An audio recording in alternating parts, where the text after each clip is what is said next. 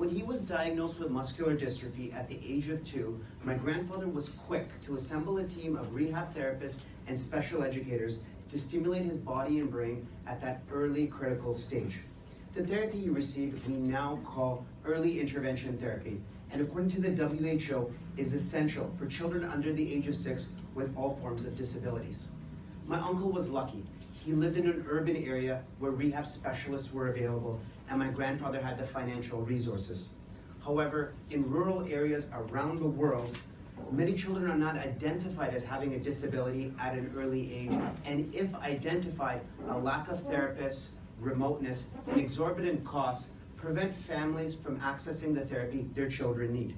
In the state of Tamil Nadu, where we work, there are over 88,000 children with disabilities under the age of 2 with no access to early intervention therapy. We have designed a program that provides a solution to this issue, and it's supported by the MVBRI app, which we've created. Children are screened in nursery schools and community health centers for delayed development with the use of the screening tool in the app. Children identified with a disability are then assessed by our team's rehab specialists who input an individualized therapy plan into the app. Community rehab workers who work for us then provide the early intervention therapy in the child's own home and are guided by the therapy programs set out in the app. Periodic evaluation of children with standardized tools allows for reassessment of goals and treatment plans and allows for impact evaluation and monitoring. Since 2014, we've screened more than 45,000 children for delayed development by over 3,000 health workers and nursery teachers using our app. We have identified and provided therapy to 1,248 children with disabilities. Our research has shown that parents have decreased strain, increased empowerment, and improved child interaction. Cognitive, speech, motor, and social development have shown significant improvement, which has led to 79% of children being integrated into schools. And our team also works with children in the schools to ensure they are integrated along with their peers. In 2020, we have secured funding from the Tamil Nadu government and Grand Challenges to Canada to screen 130,000 children and enroll up to 3,500 to cover 2 full districts. The Tamil Nadu government will then fund other NGOs to replicate our program to cover all 32 districts.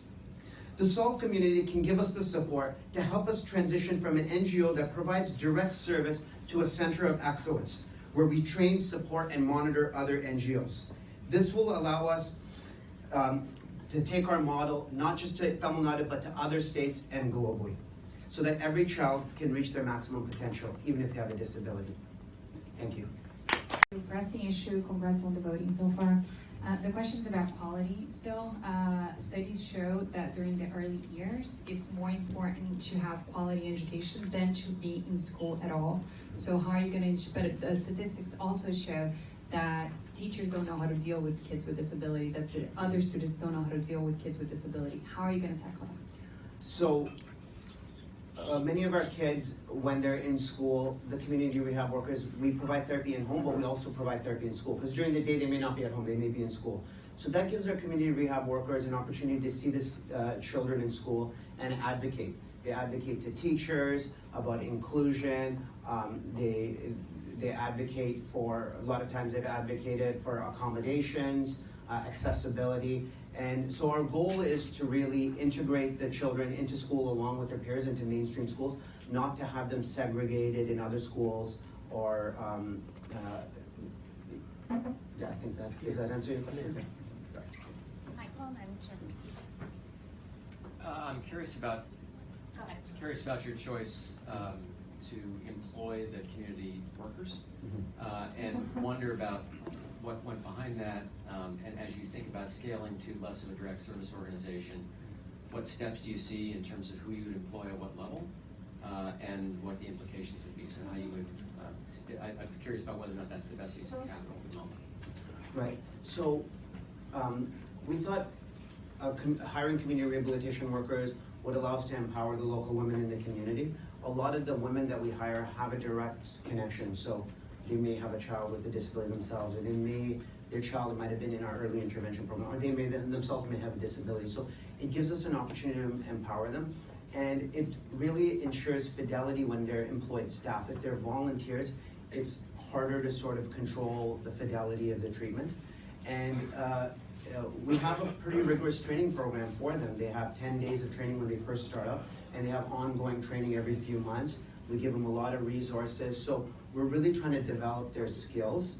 And if we were to scale up to our whole state, we estimate we need about 4,000 community rehab workers for our state. We've discussed with the government; they're totally on board to fund that, and we've talked to other state governments as well, and they're so far okay with the idea. But depending on the context, we could explore other options, including volunteer task force, if that best suits the requirements of local governments.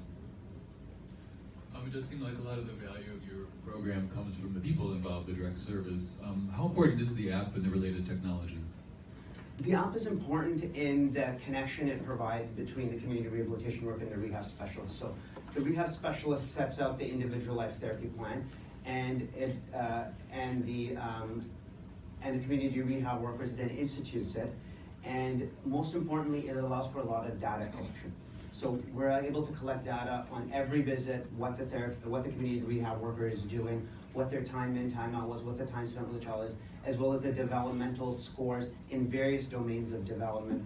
So we're able to track all that through the app, and really we're doing a lot of research, a lot of impact evaluation, and as we scale, we'll have a huge data set to really become a center of excellence for rural early intervention. So that technology aspect is really important for the data collection.